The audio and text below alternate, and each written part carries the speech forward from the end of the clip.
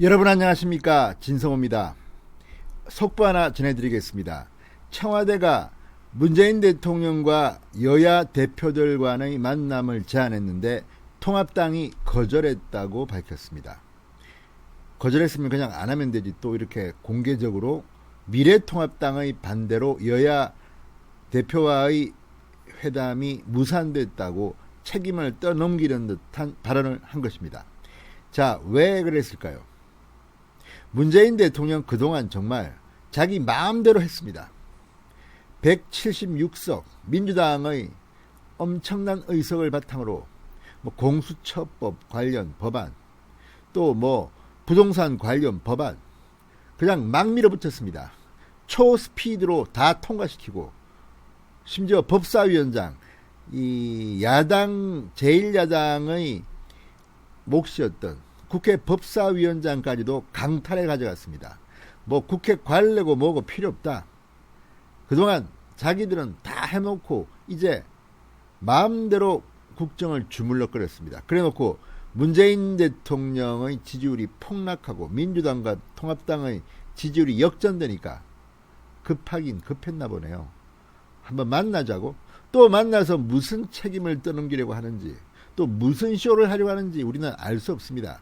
그러나 무엇보다도 과거와 같은 여야 영수회담, 그러니까 문재인 대통령과 김종인 대표가 하는 1대1 회담 같은 게 아니라 늘 문재인이 하던 방식으로 한 5명, 6명 청와대에 삥 둘러앉아가지고 원탁에 의해서 문재인 대통령, 민주당의 이해찬 대표, 심상정 정의당 대표, 또 다른 누구 대표, 거기에 통합당 끼워 넣어서 5분의 1, 6분의 1로 축소시켜 놓고 가지고 놀겠다는 것은 아닌지.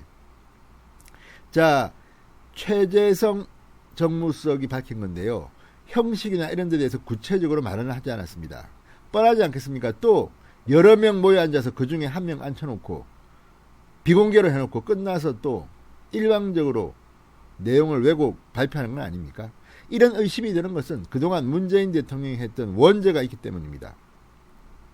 설령 공개한다 하더라도 방법이 이렇게 원오브댐으로 야당 대표를 앉혀놓고 또 망신주기 하는 것 아닌지. 실질적으로 과거를 보면 심상정 정의당 대표 같은 사람은 문재인 대통령에 대한 야당 대표인지, 아니면 통합당 과거 자유한국당 대표에 대한 여당 범여권 대표인지 알 수가 없습니다. 게다가 민주당 대표 문재인 대통령이 있는데 왜 초대합니까? 어쨌든 이런 형식의 폼 잡기, 쇼하기, 이런 데 걸려들 필요가 없습니다. 자신들이 위험하니까, 위기에 처하니까 이제 SOS를 치는 것인지. 그동안 미래통합당이 구체적인 대안을 많이 제시했습니다. 하나도 듣지 않았습니다. 자기들 마음대로 해놓고 이제 와서 만나자, 또 만나서 어떤 굴레를 덫을 깔려고 하는 것인지. 아무튼 통합당이 청와대의 제안을 거부한 것은 상당히 잘한 것 같습니다. 자, 그러면 과연 구체적으로 어떤 일이 벌어지고 있는 걸까요? 진성호의 융단 폭격 시작합니다. 문재인 청와대를 융단 폭격합니다.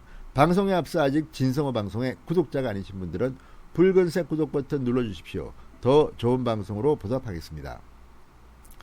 자, 청와대가 방금 전 문재인 대통령이 오는 21일 여야 대표와 회동을 갖고자 했으나 미래통합당이 거부했다고 밝혔습니다. 그리고 문재인 대통령의 여야 대표 초청은 언제든지 이루어질 수 있다고도 덧붙였습니다. 자, 그런데 문제는 이겁니다.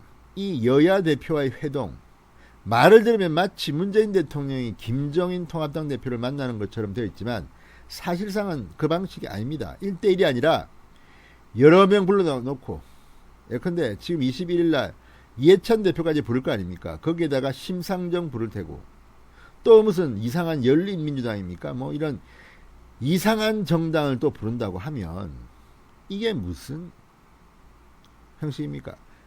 안철수 국민의당 대표는 부르겠죠. 안 부를 수도 있습니다. 어쩌면 지난번 했던 방식으로 한다 그러면 문재인, 이해찬, 김종인 형식이 될 수도 있고, 문재인, 이해찬, 김종인, 심상정 이런 카드가 될 수도 있고, 모양은 여러 가지입니다. 아니면 더 많이 부르면 한 5명 불러가지고 한 4명 불러가지고 할 수도 있습니다. 그러나 이게 말이 안 되는 게 일단 20대와 21대는 확연히 다릅니다. 20대 때는 이 정의당보다도 더 의석이 많은, 예를 들어서 당신은 국민의당, 또 이름이 자꾸 바뀌어서 헷갈리긴 하지만 당신은 이 호남 의원으로 구성된 정당이 또 하나 있었죠.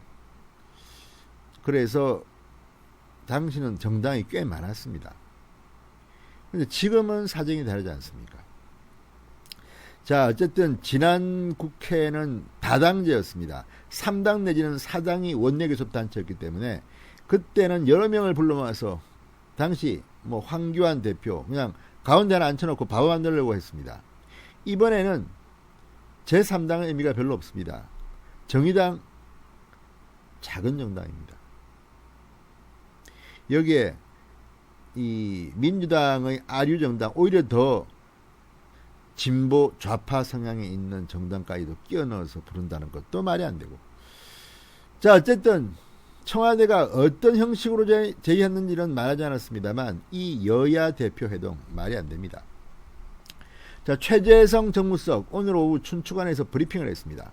이번 8월 당대표를 초청해 국정 전반에 대해 의제에 구애받지 않고 허심탄회하게 논의하는 자리 마련하고자 했다, 이렇게 말했습니다. 미래통합당이 문재인 대통령의 초청을 거절한 이유에 대해서는 청와대 고위관계자가 또 말했답니다. 이건 또 뭡니까? 최재성이 안 하고 또 고위관계자로 나오는 것도 기사들이 참으로 희한합니다. 지금 문재인 청와대는 자기 이름을 못 밝히는 인간들이 많은가 봅니다. 특별한 이유를 전달받은 바는 없다고 말했다고 합니다. 이렇게 말을 할 때 뭔가 책임을 지기 싫을 때는 익명이 나옵니다. 청와대 고위관계자는. 자, 최재성은 또 말했답니다. 이게 또 무슨 기사가 이렇습니까? 이 지금 서울경제, 뭐 한국경제, 뭐 지금 쫙 나옵니다. 중앙일보, 뭐. 근데 다 기사를 보면 내용이 똑같습니다. 이게 무슨 독재국가도 아니고. 어쨌든 이런 이야기는 꼭 고위관계자가 나옵니다.